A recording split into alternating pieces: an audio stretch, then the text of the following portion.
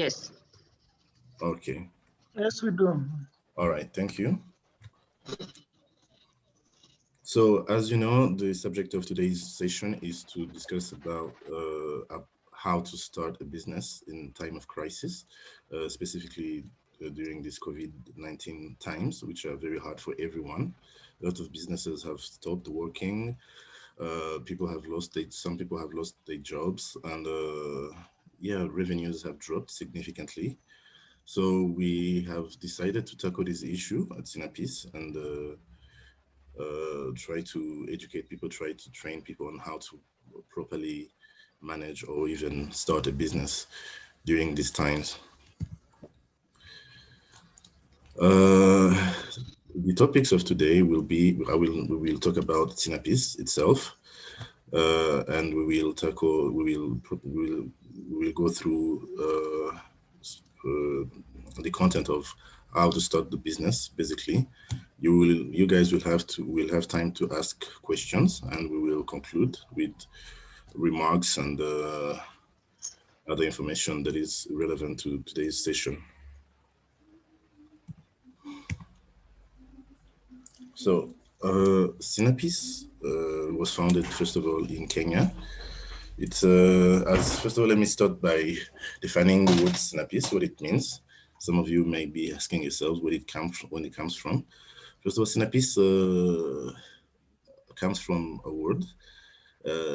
It's some sort of seed, a plant, which uh, which is mentioned to, which is related to a mustard seed, if I'm correct. Salome, you'll have to correct me on that later on, maybe. So basically, it symbolizes the growth from seed to having a tree, which if it relates to the business, it relates to having a foundation of business, growing it up to a point where it is making profit, generating revenues. So Synapis is a Christian company, which is which with the mission to first to make disciples of Christ, but also alleviate poverty through entrepreneurship. So it's not a church. It's a company that is looking at making sure that people have the proper faith-based principles to run a company, to run their businesses, and make sure that you are basically you are implementing good principles in your business. So the vision of Synapis is to empower entrepreneurs globally, and making sure that the kingdom of God has a marketplace where basically where you have most businesses that are reflecting the faith-based principles of the kingdom.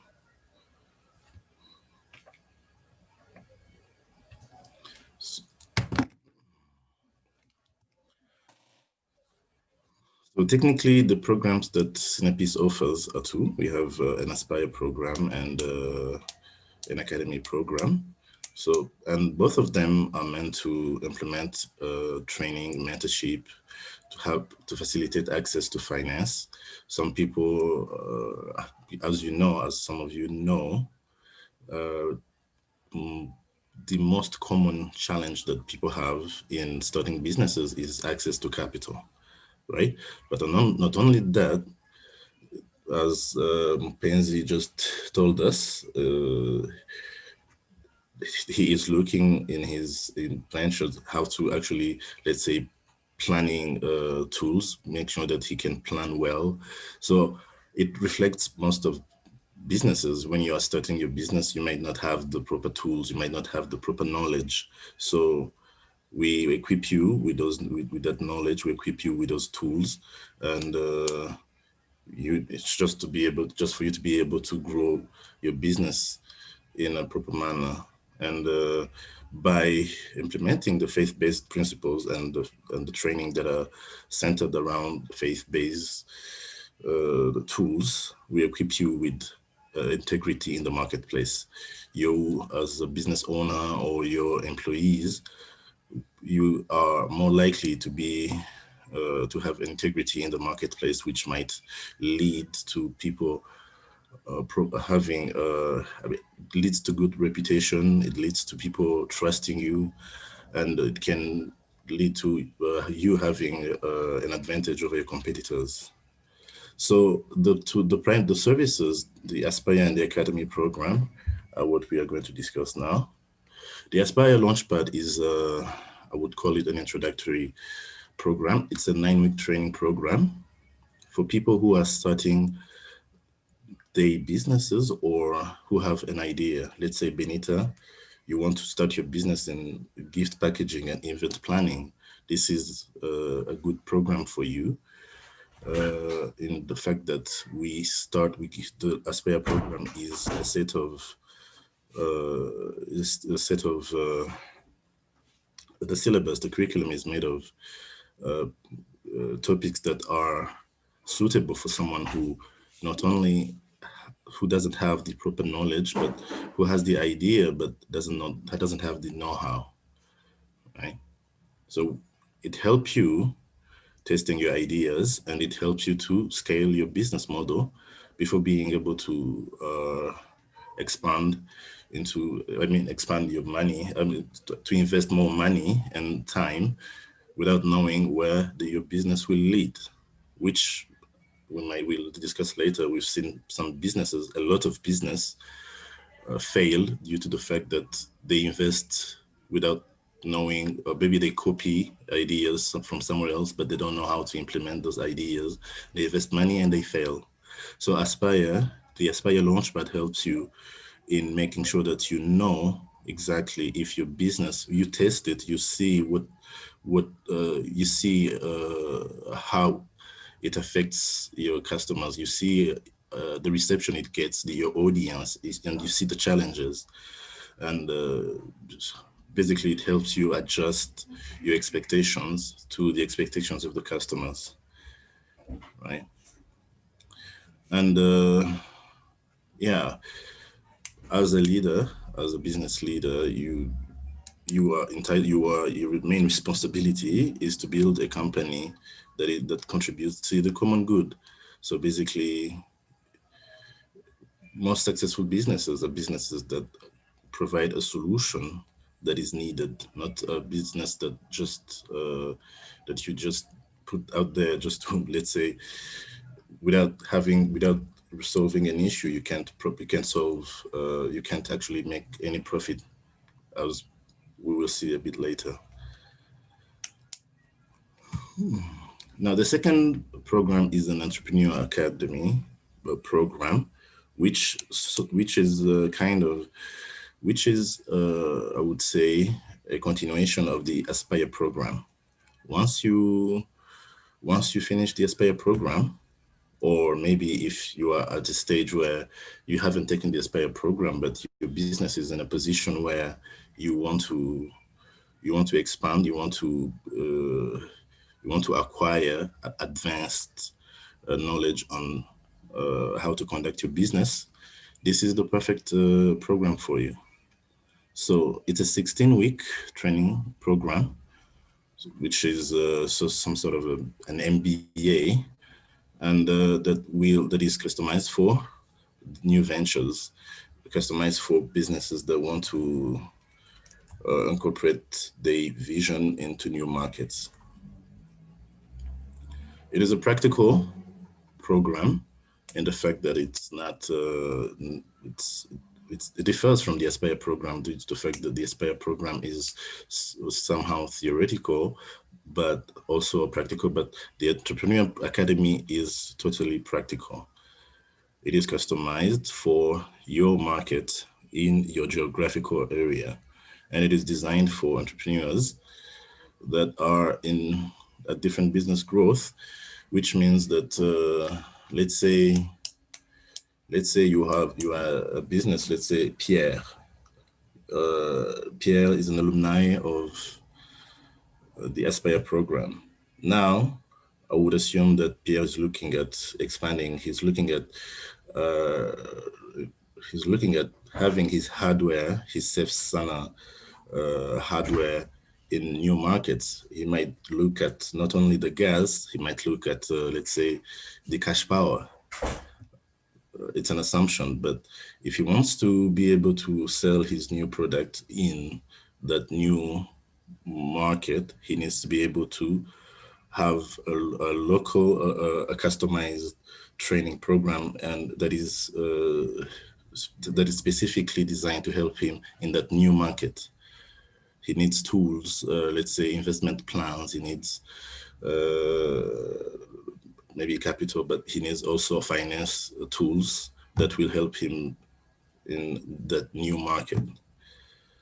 So those are the skills that the Entrepreneur Academy gives you as a business owner or as a business leader, along with Christian principles, which will eventually help you overcome most temptations that businesses have, like taking bribes, like other misconception that if you are harsh, you will make it in life. But you might find yourself in a position where your employees are not satisfied with how you treat them, and you are losing employees here and there, and you find yourself in a position where it's not a good company.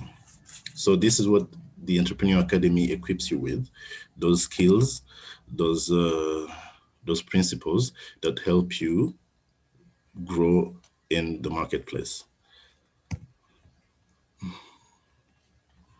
So the achievement of the Entrepreneur Academy includes training of around 4,000 entrepreneurs since it was founded in Nairobi.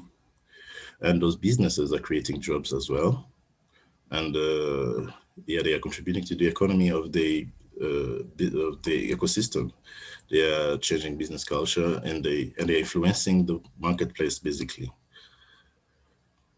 So as I was mentioning, we have people like 73% of the people that were trained in the Entrepreneur Academy have shown that they are likely not to take bribes because they have learned, because of the principles, because it has been proven that if you apply the principles that the Entrepreneur Academy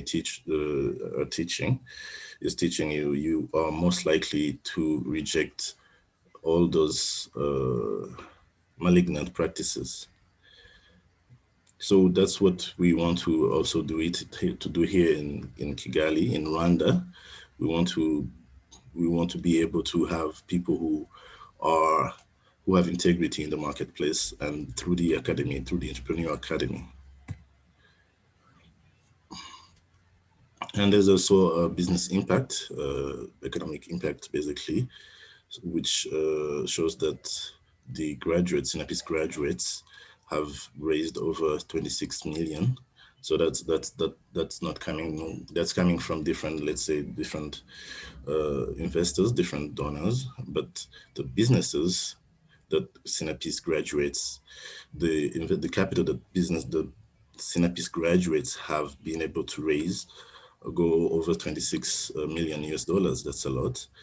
And those people have average 49% growth in revenues. CAGR is so basically it stands for compound annual growth rate, which is an annual average rate of revenue growth between 2 years. So basically, you see if your business is able to generate revenues that will double in the course of a year or maybe 2 years, it shows that you are actually doing a good job. You're exponentially growing, and those revenues have amounted to 41 million, and 74% are still in business, which shows that the graduates are able to make able to stay in business. They are able to have successful businesses. And this data comes from tracking following up on the graduates, the alumni like Pierre. So basically Synapis will make sure that we track your progress. We help you whenever possible. We make sure that you don't, whatever you need assistance, so basically Synapis is there. And the social impact, as you know, as I was saying earlier previously, you need to be able to contribute to give back to the community. You need to be able to create jobs in your area, in your community, and that's one of the Synapis impact on graduates, on basically the graduates. That's what they do in the areas. They create sustainable jobs, and that greatly helps the people that they work with, because as we know, putting food on the table, it comes from a paycheck, and it dignifies people basically. So we see that over 16,000 new jobs have been created by people that graduated from Synapis. Okay. All right. So that was about Synapis. That was the introduction to who we are as a training company, as a business development company. So if you have any questions regarding what we do, who we are, please just let me know. I will answer after the next session. And if you are if your microphone is unable to work properly, you can just leave your question in the chat, and I will address it.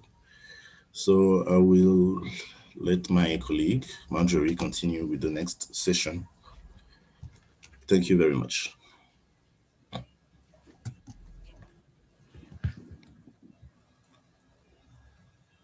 Marjorie?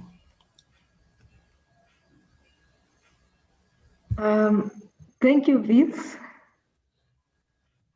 Thank you for the introduction. We're going to move on to the next session of this training. And I am trying to put up the presentation so that you can get it, on your screens as well.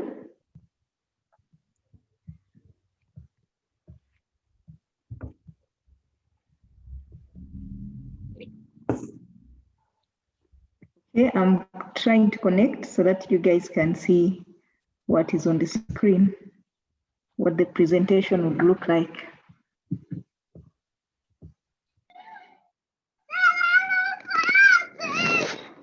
Hello? Hello? As we're getting into the presentation, I'd just like to urge everyone to mute their sound just so that there are no distractions during the presentation. Because I know a lot of people, being the weekend, are at home, so your children are making noise and everything. But if you have any questions during the presentation, you can feel free to put them in the chat section, and then we'll tackle that in a Q&A session after the presentation. Do you see my screen? Yes. Is it visible? Yes. Are we there? Yeah. All right.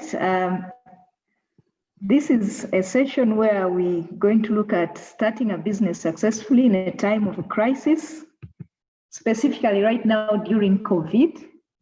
And we have a question at our screen, and we are asking ourselves, can you start a business in time of COVID? Maybe let me listen from the participants. Can we start a business in this time? Can I hear from the participants? Can we start? What do you think? Can we start a business? What do the participants think? Is it possible to start a business?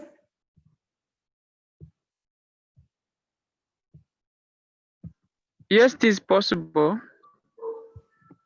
All right, it is possible to start a business. Actually, when crises come in, that is a very good time to seek in for the loopholes or for the gaps so that you can create a business that really fixes the gap or fits the gap that the crisis has brought in. We all are aware that due to the COVID pandemic, it's not possible to meet. That's why we are also doing a Zoom training, and we are not doing a face-to-face training. And much of our work has gone actually into using technology to be able to reach our customers or to reach our clients. So that is a key aspect if we are going to work in the business, if we are going to stay in business while working under the conditions of COVID, then you need to be able to assess the feasibility of your ideas. I've looked at the ideas that we have here. Benita has an idea to start a gift packaging business. And we have Mupenzi, who is trying to begin, I think, a small school. And then we have somebody who is also, Fred, who is doing farming. So if Mupenzi is doing farming, is this feasible? Is it a feasible idea? In my understanding or in my taking, I think this is a feasible idea because right now food is something that is needed so much. And so farming would be something good, but when we go into farming, it means that it's going to take some time for us to get the produce. So have you thought about maybe stocking from other farmers who have already produced if you've not yet put up a farm for yourself and are not yet in production? We need to look for feasible ideas. So it's not just about the farming, but can we have option B?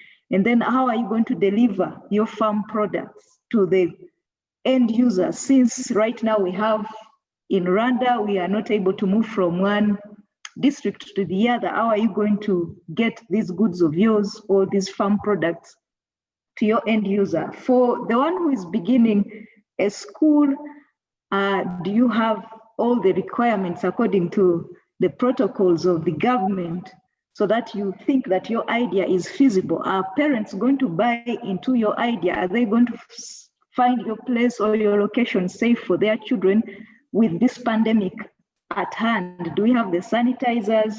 Do we have people to help up these children? Because I'm thinking that these are really young children. Have we thought in and out of our idea so that a parent out there will not decide to take a child at a neighboring school, but at our school despite this COVID pandemic? Have we looked at how we are going to handle the emergencies? You're operating a school, but have you thought through how you're going to look at to manage the emergencies in case you have a child who gets COVID or comes in with COVID? How are you going to take care of that? Do you have a plan in place for that you can convince parents that in case of an emergency you are able to contain it as an entrepreneur? And then do we have a network in which we are going to be able to communicate to these parents in case of an emergency? For example, can we have a WhatsApp group for parents in case of an emergency? Are we able to reach a parent of a child and be able to sort out this emergency amicably?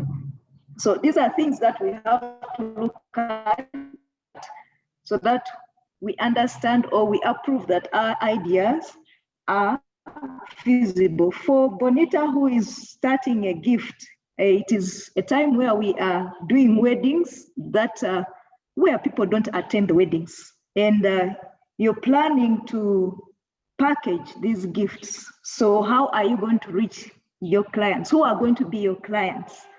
How are you going to get, for example, to the people who would have attended the wedding and would want to give a gift to the people who intend to get married? How are you going to get those gifts to yourself? And how are you going to wrap them and eventually deliver them, getting the gift from the person giving and delivering it? Because right now we are in a circumstance whereby we are not able to work. That is all I've been trying to explain here. And then, do you understand the need in the market place for COVID at this time? Do you understand the need? If you understand the need, then you're going to be able to know how to reach Yes, you your understand. clients, how to reach your clients, and it's going to be possible for you to be successful in this time of COVID.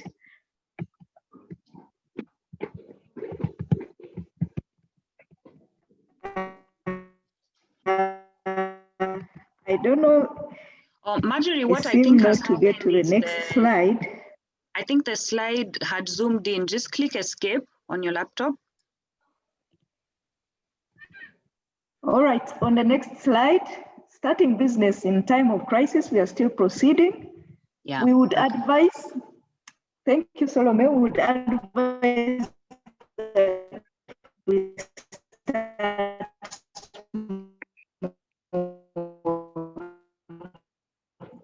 so we have all ideas. Somebody has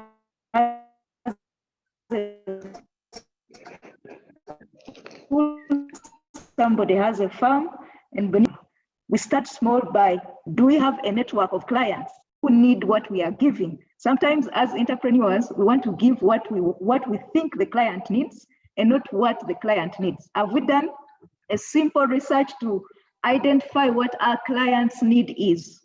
If we've identified what the client's need is, then we are going to be able to put up a product that our clients will be able to buy.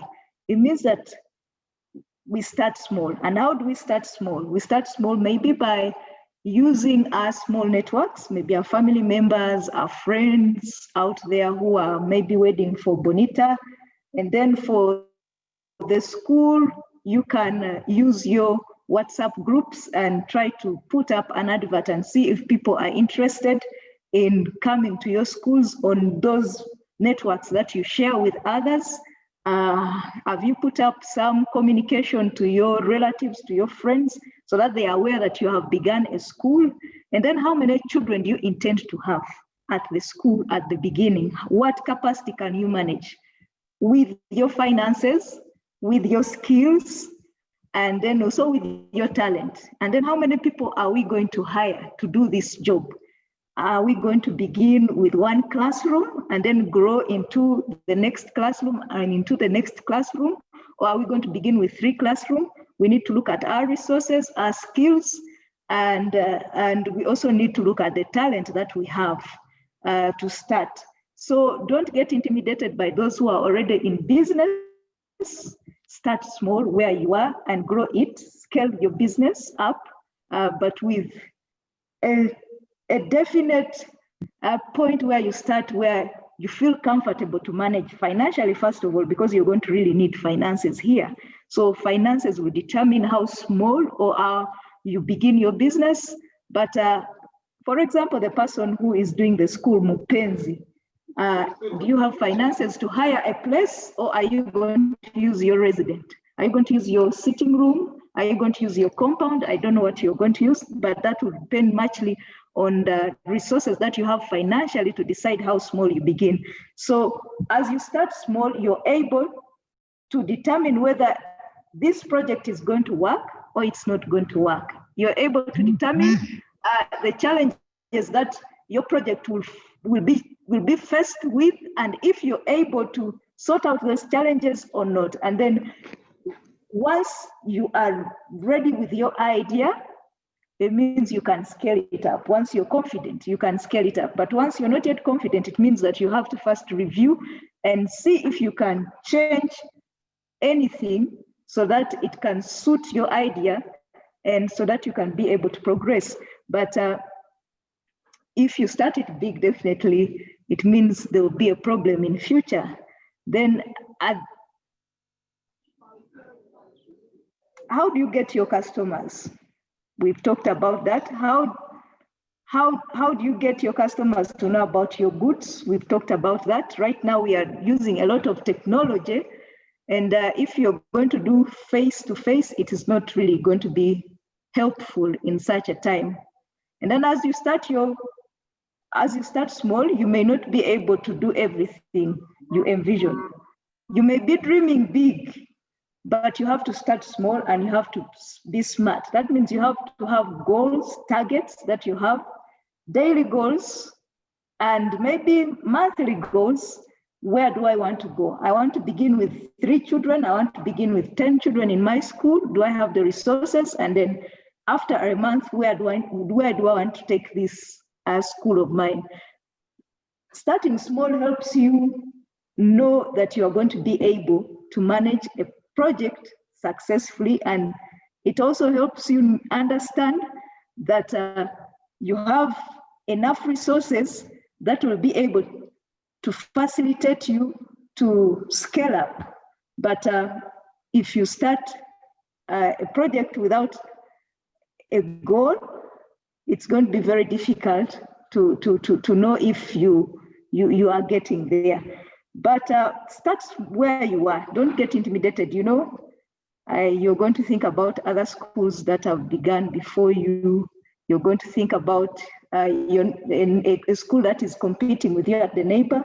Be focused and keep working at your project until you refine it. And then again, if you start too small, you might be unable to communicate the benefits of your business. So how small do we begin? What is small to us? And what is big to us? And if you start big, you might waste a lot of time. And at the end of your project, you might find that it is not wanted by your clients. So starting small helps us at least be sure that what we are doing is needed by our clients. But if you start big and it is not wanted, it means you have wasted your resources, your time, and in the end, you will not get market for what you have produced. So let's reflect on a question: how small is small for my business? How small is small for my business? I've hinted on this already. Small will relate to the resources that you have, the skills that you have, and of course, the market. You can't produce too much, yet you have a small market. If your market is small, after doing your market research and you realize that you have a few clients, I don't think you're going to produce a lot of products with a small base of clients. So it will also largely depend also on the number of clients you have, and then the expenses that you're going to incur in producing your product is very important. Do we have enough to be able to spend so that we can get our product out? The right size has the shortest time and the least expenses. So in whatever we are doing, in whatever solutions that we are coming up as business solutions in this time of COVID, we should be mindful of the expenses. Do they fit in my budget? And then can I be able to produce in the shortest time and get it to my client? And will it solve their problem? And can I get a feedback from my client? Starting small helps you get feedback from your client to know whether what you're producing is needed or not, so that you can be able to scale it in future. In starting small, it is important to focus on the right customer base. The right customer base, while you know people have different interests, people have different needs, but in starting small, you focus on the need of your particular client and make sure that you put up a product that satisfies them, that makes them not look to another supplier, but find your product worth buying, find your product better than your competitors. While it is important to dream big, start small allows you to grow smartly. So you grow smart. If you have an ambiguous idea, it's going to be very difficult for you to put it in context so that your clients can find it as the ideal product that they would need. If you have, for example, Mupenzi who is beginning a school, if you're just starting and you have maybe minimal resources and you decide to do 6 classes from primary 1 to primary 6, and you don't have the resources, the thing might be too big for you and it will be overwhelming. And remember, we have the COVID restrictions, you have to adhere to them. And remember, we have to keep a record of our parents and keep informing them about how the children are at school in case of an emergency. It may be very difficult for you in this time of COVID to integrate a big school and also to be able to adhere to these COVID response measures. So if you started small and scaled it up in your means and with your skills, it will be better and it will be worthwhile and it will look smart, and then it will be much easier for your clients to accept what you are delivering to them as a product compared to when you begin big and in a lot of ambiguity. Then for now, how can I start small? What is essential to solving my customer's problem? How can I start small? How can I start small? That question is determined by your resources as an entrepreneur. Where are you going to get your resources? Is it from your savings? How much of your savings do you have? And what is the capacity of your savings to start? Is my savings big enough? So am I going to go out for a loan at this time during the COVID crisis? Or am I going to find relatives and friends who are going to help me, back me up financially? Usually at such a time, it's quite difficult to get financial help out there. But once you have a few resources like your savings, and maybe you have a very big room for Mpenzi, you could decide to begin a class in your sitting room rather than go out to hire or to rent a place. But you should remember that the COVID rules matter in this business. So if that is not adhered to, if the COVID rules and stipulations by government are not adhered to, then you run a risk of not being able to run your business or to grow it up. You run a risk of failing the business, especially in this time where there's a pandemic. And then for the farmer, how do I start small? How do I start small? Right now, is it possible for me to buy land? Am I going to begin with buying land right now? Do I have the means to buy land right now? Or am I going to decide to buy crops from farmers and be able to deliver them to the consumer? Do I start that way, or it's a good time, since people don't have money, I can buy land and I can maximize that advantage because people are willing to give out this money right now. Right now, we are in a circumstance or in a situation where children are going back to school, and you realize that parents are going to need money a lot. So am I going to use this opportunity to buy pieces of land out there from some parents who may be desperate? But also, where is the location and what can grow on such soils? You have to have some kind of research. You have to have an agronomist to help you. For example, do you have the skills of agronomy, you as an entrepreneur, or are you going to hire somebody else to come in to give you those skills of agronomy? If they are going to come in to give you those skills of agronomy and to guide you on what to plant and what not to plant, and which seasons are best for what, do you have a budget to pay this person up? And then also we are looking at the climate change. We are facing some changes in climate right now in Rwanda. Are you familiar with the climate change, and are you able to manage farming and producing against the climate change besides the COVID? Because you're not just going to look at COVID, but also there is climate change. There are issues of climate change. Those are things that you have to look at and decide that I'm going to start small. Yes, I'm an entrepreneur, I have the money, and I can start this small, and I can have an agronomist, because it is very important for you to have an agronomist there if you're going to grow crops.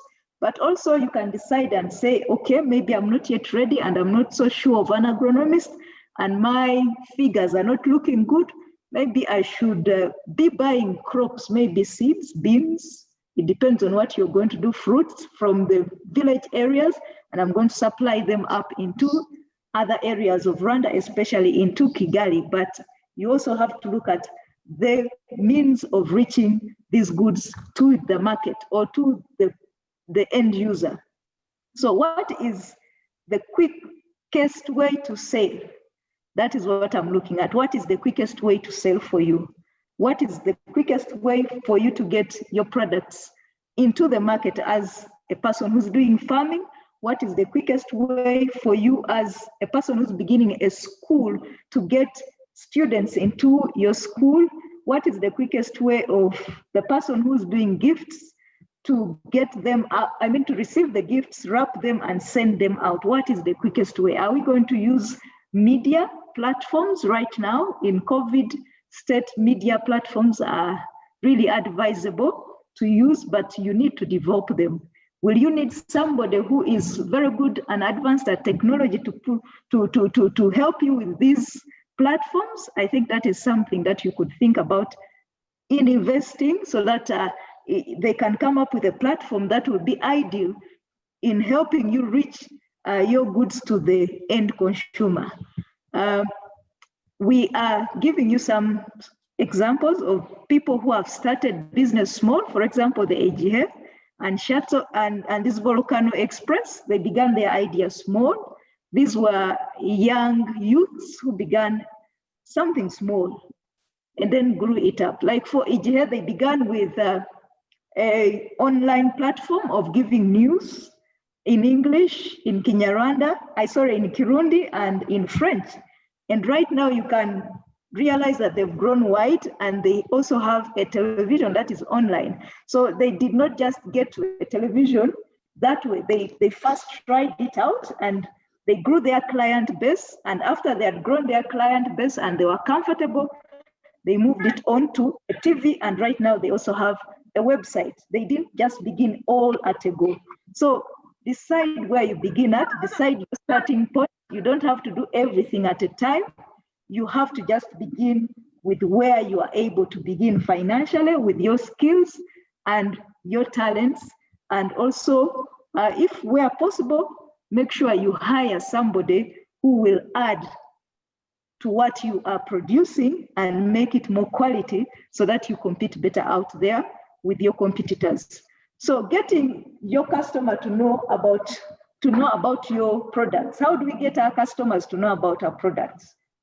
We have so many ways in which we let our customers know about our products. We usually use word of mouth, but right now, word of mouth is quite complicated because we are not meeting.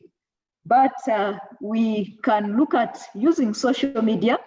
There are WhatsApp groups, Facebook groups, and so many other medias that are out there that we are using for sending out our products, so that people come to know about our products. Because if people don't know about your product, then they're not going to be able to know how to get your product. So it's very important to get your product known, and you can use social medias, you can use networks. We have networks. We have several networks that we are on. We can use those networks, you can maximize them for selling our products or for advertising our products. Then you can do some giveaways. Giveaways means you give some products out free so that people can test, can see, can feel your product and appreciate it.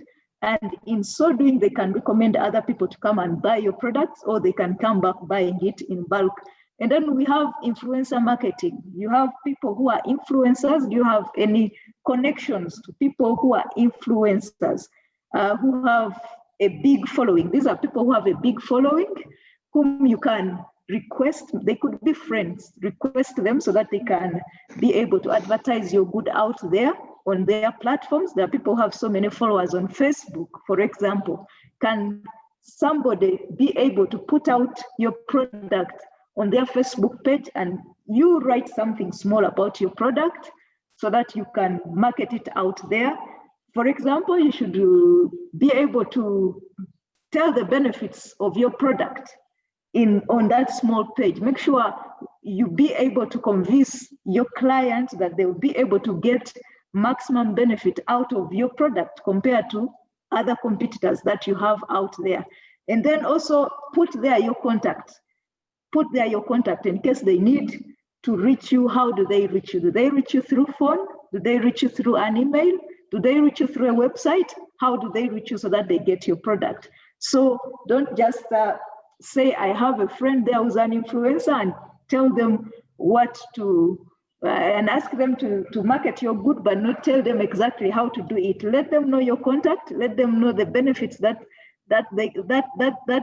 your customers can get from your product that they cannot get elsewhere, and let them know how to get your product, either if you would prefer to deliver it to them, or if they would come to find you where you work at. But right now it's very difficult.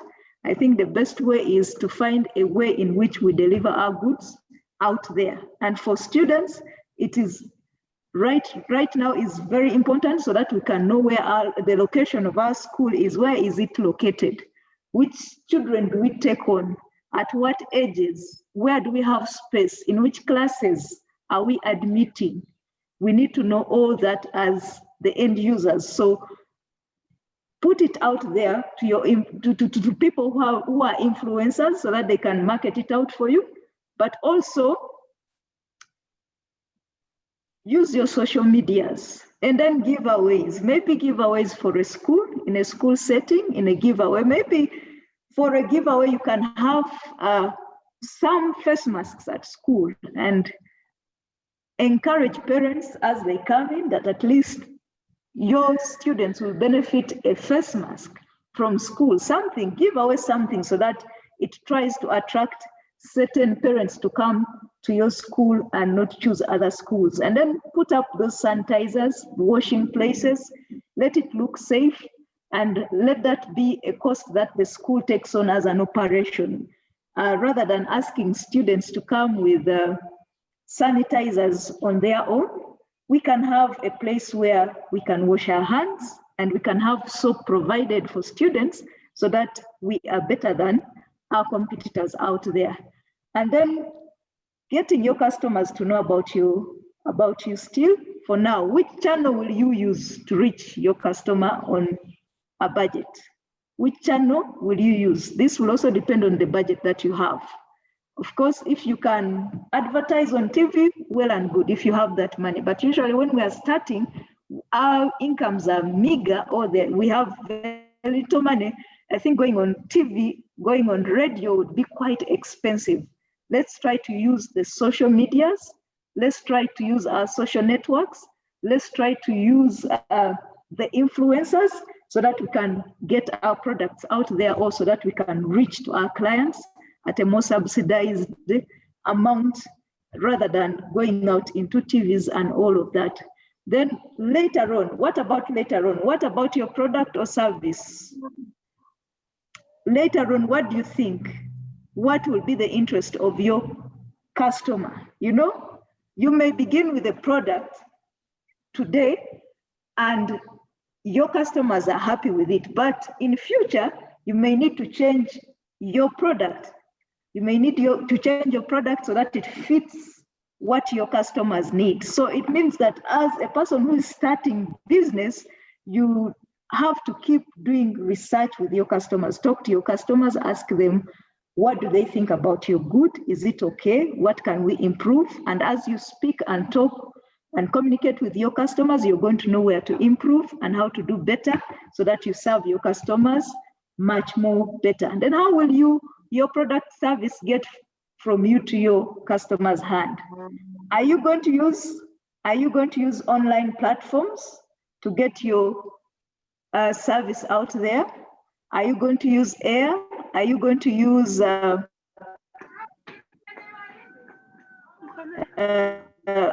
you going to use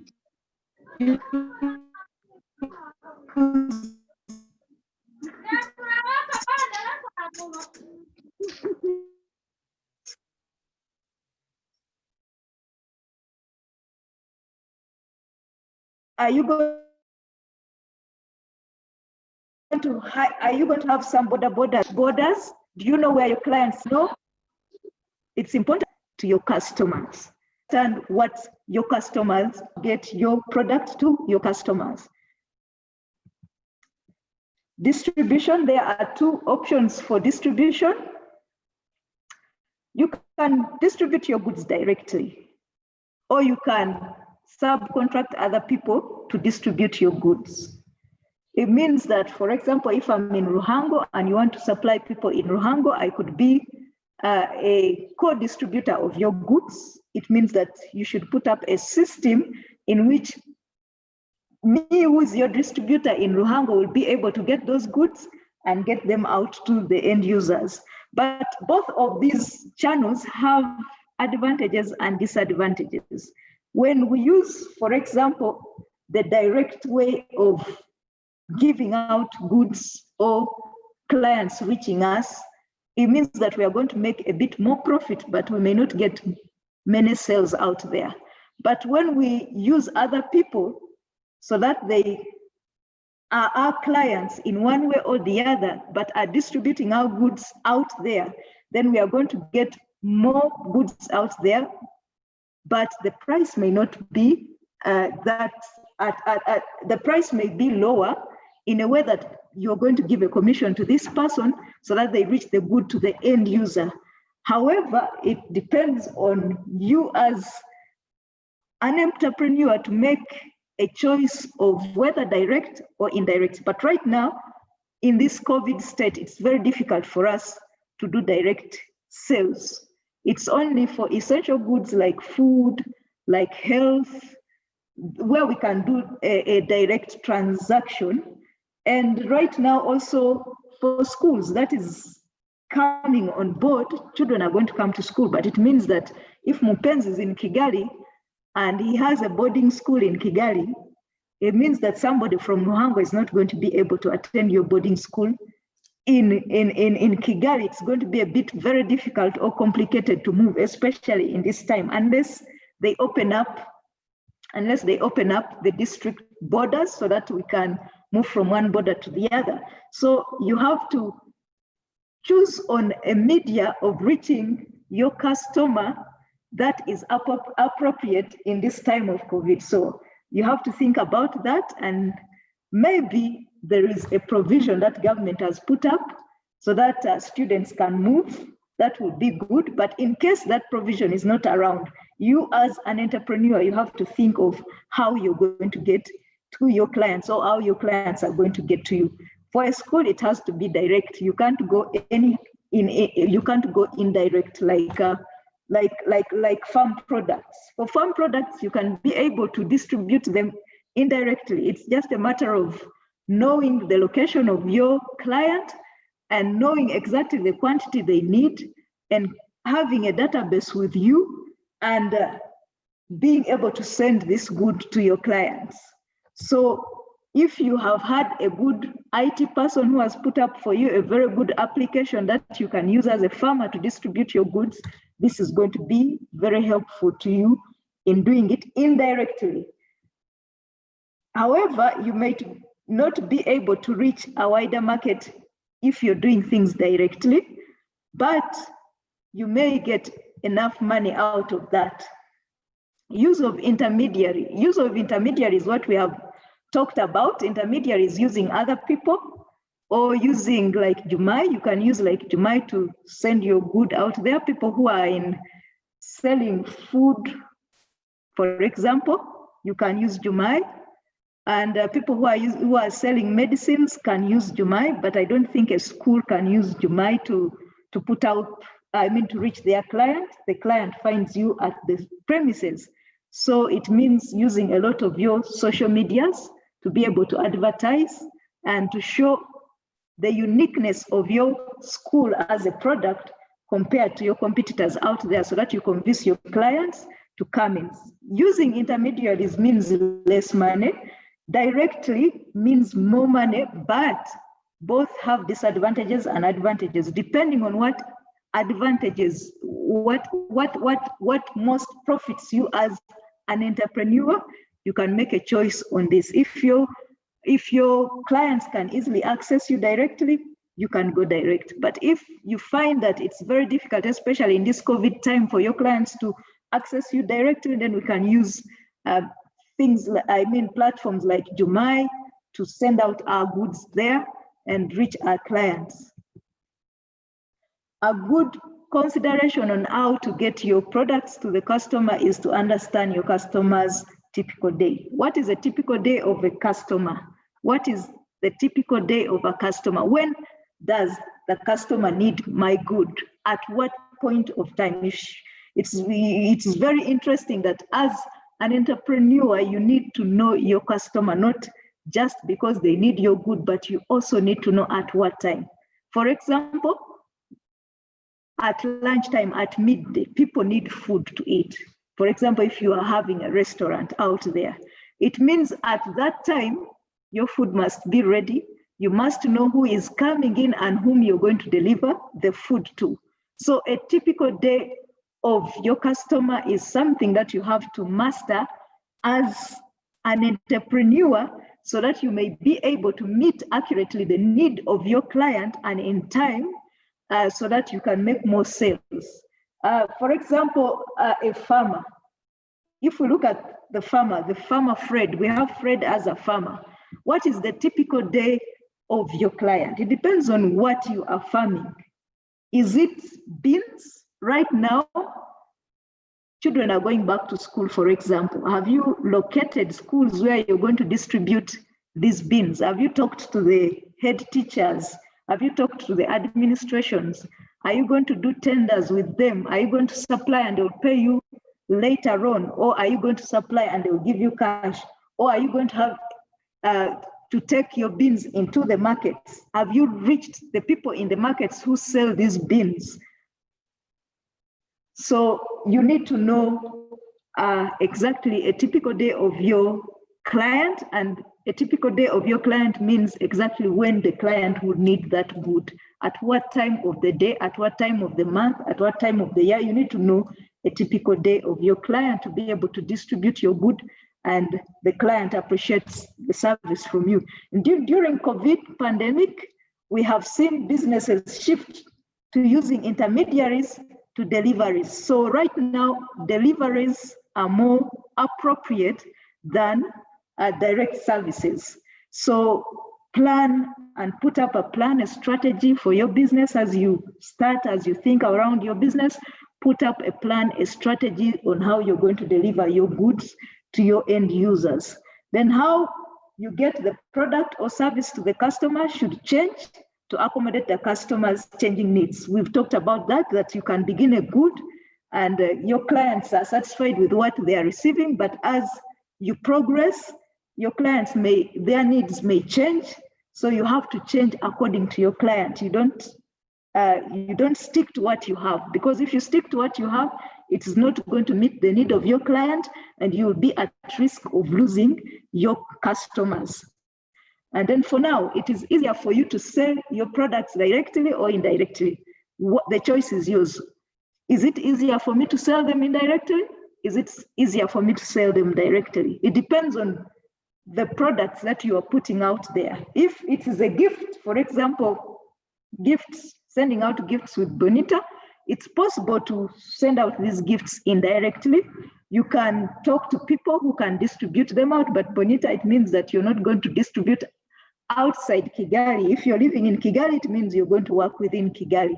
But also, if I'm choosing on a business, as I look at it in the future after post-COVID, I should be able to continue with this business. So that has to be also in my mind, how I will reach other clients, even post-COVID, or in case they open up the borders of other districts, how am I going to reach my products to other districts? Am I going to have agents in those districts whom I will send to these products, and they'll be able to reach my products to the clients? Where am I beginning at? I'm starting small, but how am I going to distribute these goods is also very important. Which distribution option makes the most sense for you and your customer? Is it a direct one, or is it an intermediary one? That will all depend on the type of good that you are delivering to your customer. And for schools, it remains direct, but for Bonita, you can do indirect. And for farmers, it can be indirect and direct. Both ways can work. With that said, I hope that you've gained something out of what we've shared.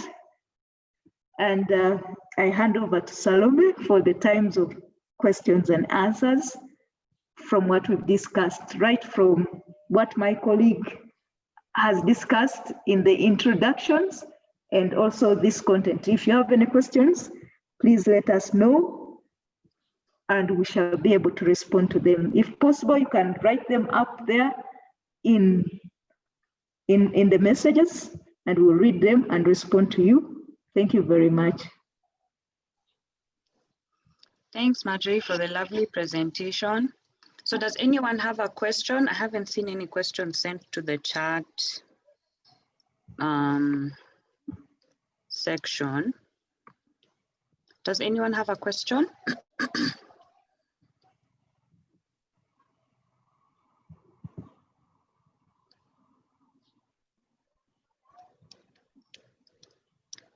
Since we're also few, if you have a quick question, you can also just unmute.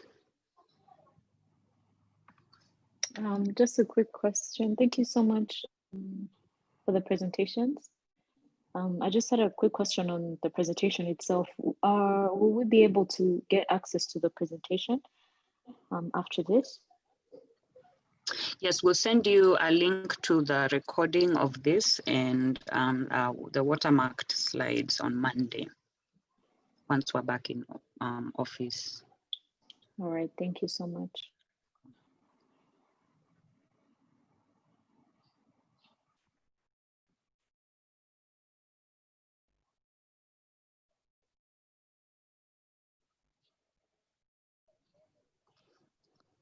Anybody else with a question? Since we're few, you can feel free to unmute. If you're in a noisy place, you can leave in the chat section.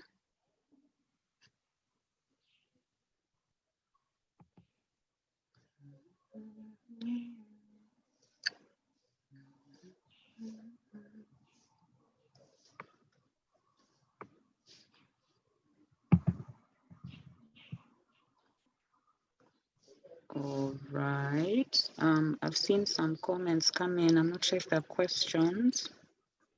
Oh, Marjorie, people are saying thank you for the presentation.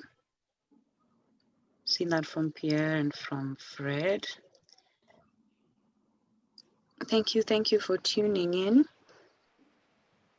Marjorie, it seems like you did an amazing job. Everybody has understood most of these concepts. We're not getting questions.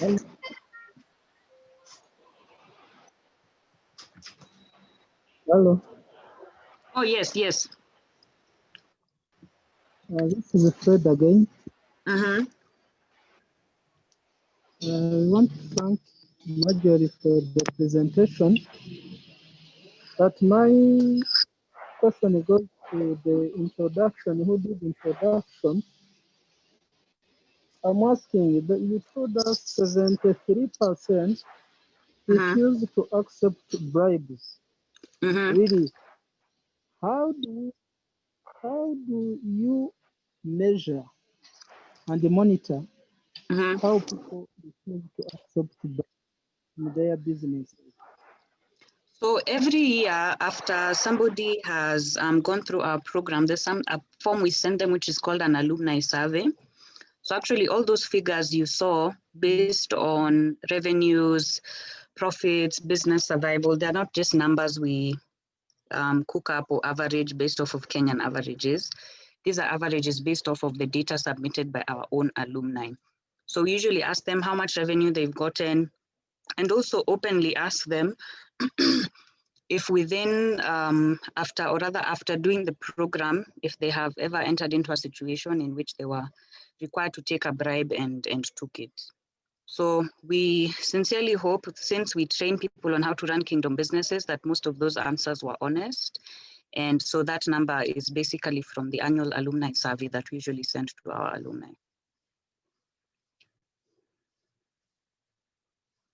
Has that answered your question, Fred?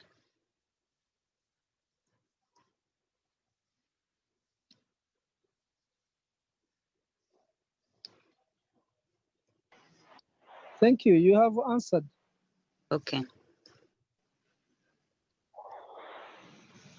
Anybody else with another question on either the Synapis introduction or the presentation done by Marjorie. Yes, I had a question. Mhm. It's a bit not really related to today's or the presentation, but it's about the program in general. Of course, with the COVID measures, it's hard to tell when we'll be able to have the actual classes. But I was wondering if in these next few weeks, there are other programs like this online that are planned out for us to attend, just so we know ahead of time what's planned. Yeah.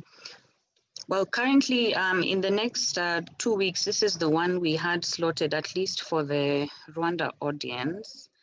We don't have another workshop or business session lined up online, but if circumstances based off of the government feedback that we're also waiting for, also continue to close up on things, we'll see now how to also continually engage you online. All right, thank you. Thanks.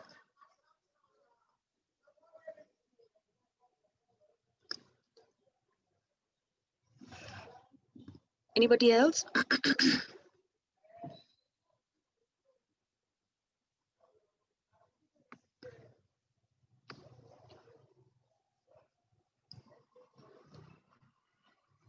Okay, it seems like, oh, there's one that came. Marjorie, I guess this is directed to you. Pierre had asked, my question is, should it be possible to change, or like, what if it is not possible to change your business model during the pandemic? What would you do if there's no opportunity available for sustaining a business during a pandemic? Yes, Peter, thank you for your question. This has been quite a very big challenge for most entrepreneurs in this time of the pandemic. It's because many of our methodologies were based on face-to-face or direct sales. But I think it is something for us to learn as entrepreneurs that we are moving into a global world where things are changing, and they're changing rapidly, and there is no notice. So it means that right now, you as Peter has to sit down and say, okay, I cannot change my model right now, okay, but what are the other options that maybe I have that could sustain me right now? Do you have any other options, or that was the only option that you had to sustain you up? Because also you have to be positive and flexible in this time, and you also have to know that we're not going to lock down forever. It's going to definitely open up, and you're going to be able to make those sales. But right now, at least do a plan of how you're going to do these sales. Maybe put up outlets out there in other districts. You can learn from this thing or this circumstance and how it has placed you at a disadvantage, and maybe reach out to friends. For example, I live in Ruhango and you're in Kigali. Is it possible for Marjorie to help me market my goods in Ruhango? Can I trust Marjorie with a few goods so that in case they lock down the district again, at least I'm still making money in Ruhango and not just in Kigali? Can I open up some place in Rusizi? Can I open up some place in maybe in Huye? But it depends on who is in Huye and which person you can trust, because you cannot trust all business people, you cannot trust all friends. You have to be very selective on whom exactly you're trying to look out to be an outlet for you. So it would be good for you to open up certain outlets, but do not open up outlets that will cost you money. Find friends who are willing to sell your product in different districts without necessarily opening out an outlet. And then do a lot of marketing on the medias. and tell people out in Huye, everywhere, tell people in your media that you've opened up an outlet, maybe in Luhango, and the contact person is Marjorie, this is their number. Maybe somebody in Huye, the contact person, this is their number. So if you need my product in Huye or there, we cannot reach you right now, but you can contact Marjorie and you can get this good. Those could be other ways in which you could be thinking as a way out. I hope that answers your question, Peter. Yeah, also just to add on to what I've seen a lot of our alumni here in Kenya do, just to build sustainability. I mean, we're all remaining hopeful, but also just being very, very realistic with your numbers and seeing if you possibly need to downsize the size of your team, any potential areas through which you can cut down on costs. We have even a lot of people who have now gone fully virtual. They're now closed their physical offices because I weren't necessarily seeing a need for having a brick and mortar model, and they've gone fully online. So just thinking of creative ways to cut down on costs. If you don't necessarily need to be paying that rent for that fancy office, could you possibly have an agreement with a co-working space where you can only be paying for an hour or 2 hours when you have a meeting that's possible for you not to do online? But yeah, it's all about being innovative and just seeing what you can do. There's also one of our alumni who's called Waweru, who was in the business of selling land. And at this time, a lot of people have really been holding on to how they're using their money. So he had a lot of land sitting there being unsold because nobody wants to touch their savings or get into investment. So he actually changed that from waiting for people to be able to buy land, and now he's actually farming on that land. So just trying to find, based off of the resources you currently have, is there something else that you can do? Yeah. And Pierre, if I might add, I think based on your business model, because you sell Safe Sana and you have to install in person, I would suggest that you partner with companies that are already selling gas, like these big companies that are selling gas bottles in Kigali, because I think your biggest challenge is to reach customers, right? Because now, first of all, hello? Yeah, so yes, I get you. Yeah, that was my suggestion. If you could try to partner with those big companies, that might help you a lot in reaching out to those customers of yours. Okay, thank you.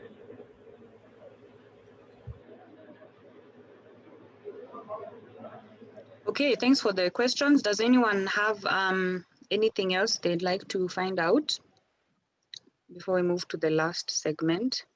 I know we've gone over time by just about 12 minutes. Anybody else?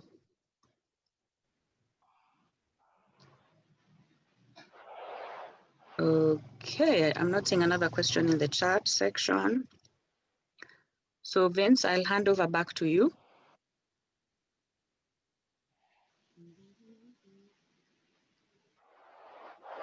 For the closing remarks.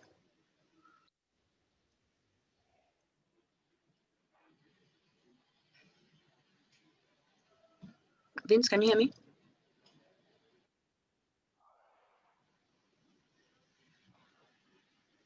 Oh, okay.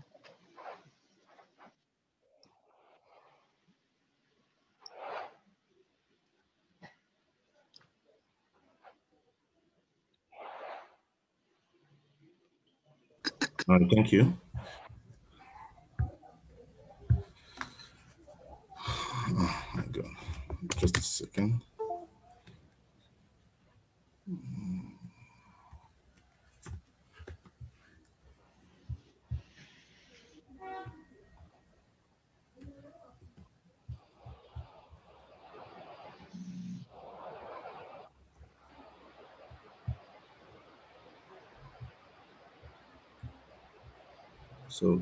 So guys, thank you for attending our workshop. We will close by just basically sharing with you our talking a little bit about what what the next steps will be, talking about the Aspire program that we had scheduled for this month, but that we had to postpone. We are hoping to have it basically in February, if hopefully the restrictions are lifted.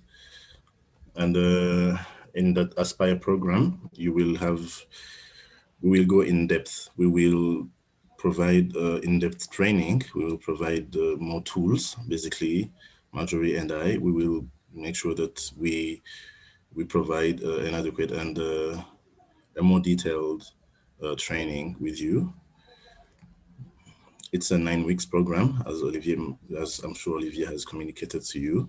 We have them on Saturdays for 3.5 hours. So if by any chance the COVID restrictions are lifted, yeah, that's what we will host it at Centre Sample. And if not, we will find a way to change the model as well, see if we can have it online, see the feasibility of having it online.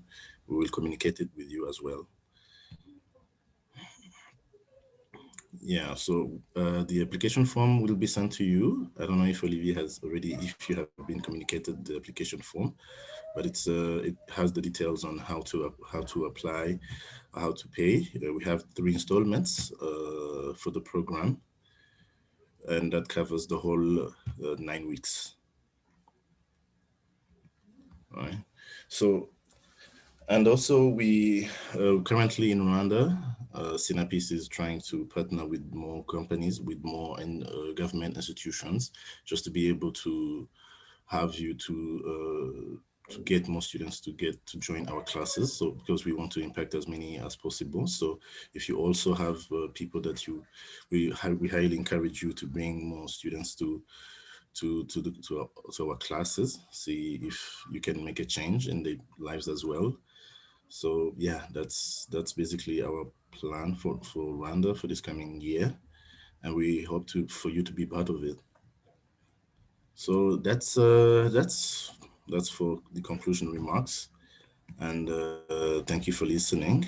If you have any questions, you can just let us know, either me, Marjorie, or on the WhatsApp group, or to Salome. So that's it for me. That was interesting. That was an interesting workshop for me. You are very engaging, and yeah, it was a pleasure. Yeah. Thank you so much for sparing time out of your Saturday morning, everyone, to join. So you can take down Vince's number and email there. We're also on the WhatsApp group, so just feel free to send any questions you may have to either us individually or on the WhatsApp group. But before we close, I'd just like us to close with a word of prayer, if you don't mind. Okay, let's pray. Heavenly Father, we come to you this Saturday morning just to thank you so much for this session, Lord. I thank you so much for Vince and Marjorie sparing their time to just facilitate and lead the session, and also for the entrepreneurs and aspiring entrepreneurs who've been able to join us, Lord, for this morning session. I pray for all the businesses that are on this call. I pray for all the business ideas that are in this call, Lord. I just pray that even in this time of uncertainty, not really knowing what's going to happen over the next few months with COVID, that you just build sustainability for these businesses, just ensure that they are able to at least keep their businesses afloat, and even for those who are looking to start their businesses, that they're able to get their businesses off the ground. I just pray that you continue to bless each and every one of us, even as we break for the weekend, and all in all, may your name be exalted. Amen. Amen. Thank you. All right. Thank you, everyone. Have a lovely weekend. And you have a nice weekend. Okay. Thank you. Bye. Thank you all. Bye. Bye, everyone. Bye.